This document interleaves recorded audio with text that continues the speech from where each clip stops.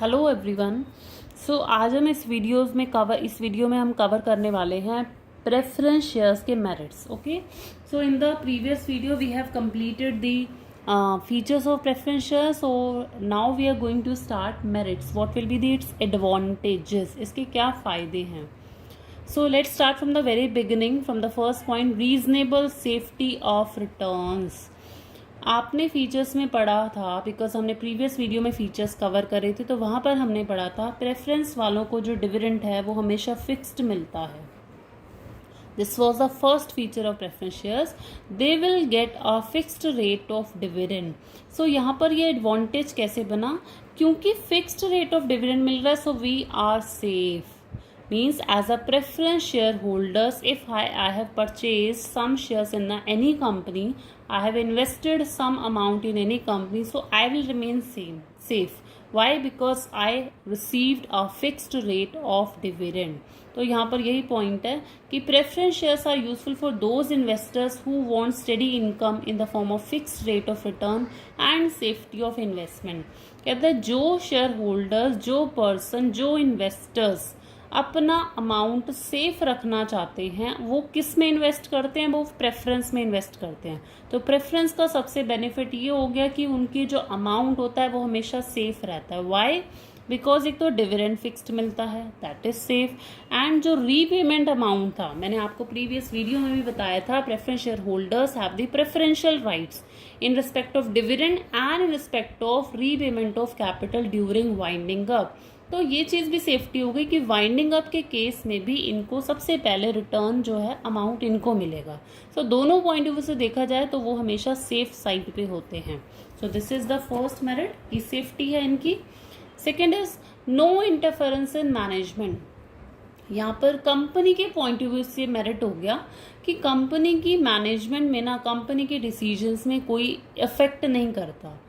Actually में क्या होता है, इक्विटी शेयर होल्डर्स के पास वोटिंग राइट्स होते हैं। सो वोटिंग राइट होते हैं means what, they have the right to participate in the management.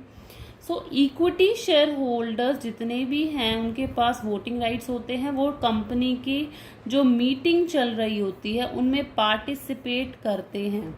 जब कंपनी की मीटिंग में पार्टिसिपेट कर रहे होते हैं तो कंपनी का जो कंट्रोल होता है वो कहीं ना कहीं अफेक्ट करता है। जबकि कहते हैं अगर कंपनी प्रेफरेंस इशू करती है, तो कंपनी की मैनेजमेंट में कोई भी इंटरफेरेंस नहीं होता। Why? Because they do not have any voting rights. So preference shares do not affect the control of equity share holder.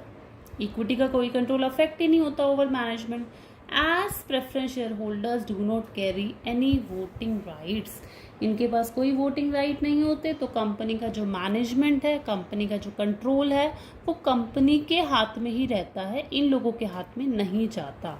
In other words you can also say no dilution of control, कि control भी है, कोई dilute नहीं होता, control जो है वो कोई डाइवर्ट नहीं हो रहा, कंट्रोल जो है वो इक्विटी शेयर होल्डर्स के पास ही रह रहा है। Third is what, no charge on assets. Assets भी कोई चार्ज, असेट्स पे कोई बर्डन नहीं होता।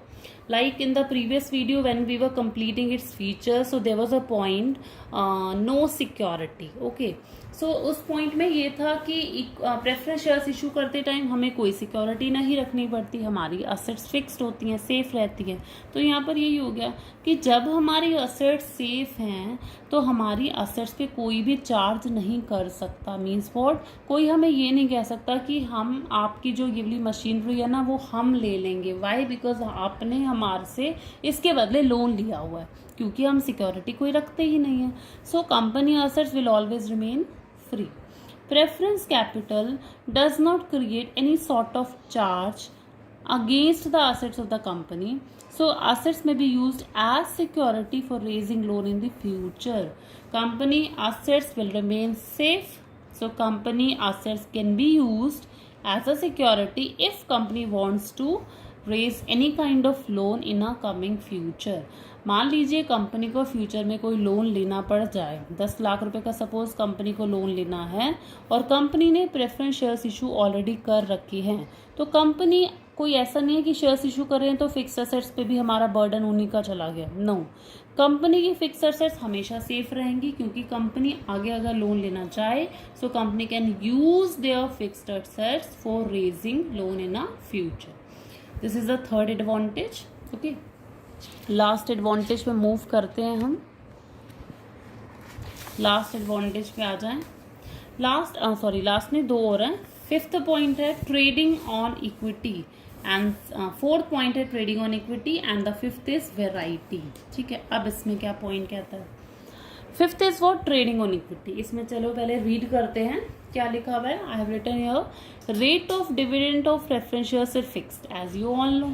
हमने अभी पढ़ा है, इतनी देर से हम यही पढ़ रहे हैं कि प्रेफरेंस का डिविडेंड जो है वो हमेशा फिक्स्ड रहता है। ठीक है, hence in years of prosperity and more profit, अगर कंपनी का ईयर्स प्रोस्पैरिटी का चल रहा है, prosperity means when the company is earning a lot of profit, company का जो सेल है वो बहुत अच्छा चल रहा है, प्रॉफिट बहुत अच्छा हो रहा है, तो कह रहा है equity share holders enjoy high rate of earning with the presence of preference shares in the capital structure.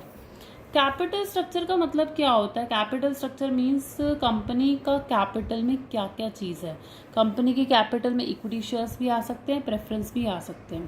कहते हैं प्रेफरेंस की प्रेजेंस में ही इक्विटी शेयर होल्डर भी ज़्यादा अर्न कर जाते हैं in the years of prosperity. But here we are doing the preference, merits of preference, तो हमें ये समझना है। मेन पॉइंट ये है, देखिए कहता है डिविडेंड जो है प्रेफरेंस का क्या रहता है? फिक्स्ड। ठीक है, मान लीजिए कंपनी 10,000 रुपये कमा रही है, company is earning 10,000 rupees profit, and preference shares holder का जो डिविडेंड रेट है that remain fixed, that is 10%। So they will get 10% of 10,000, whatever they come, जो भी आएगा वो 10% मिलेगा। ठीक है, अगर कंपनी प्रॉस्पैरिटी वाले पीरियड में आ जाते हैं, we means when the company is earning more profit, company 10 की बजाय 50,000 कमाती है, तो उसको प्रेफरेंस वालों को डिविडेंड क्या है? फिक्स्ड है, तो उनको 50,000 का 10% मिलने वाला है, so they will get more dividend, right. तो कहता है प्रॉस्पैरिटी के ईयर में प्रेफरेंस के प्रेजेंस में भी इक्विटी शेयर होल्डर ज़्यादा कमा जाते हैं, यानी प्रेफरेंस वालों का ये मेरिट हो गया कि ट्रेडिंग ऑन इक्विटी उनको मिल जाता है। ठीक है, next is what? Variety. Variety में क्या कहता है? कंपनी के पास वेराइटी होती है, मतलब कंपनी के पास ऑप्शंस हैं। Company can issue different types of preference shares according to the need of investor and interest of the company. Actually preference shares के ना कुछ टाइप्स हैं, like cumulative preference shares, non cumulative, convertible, non convertible.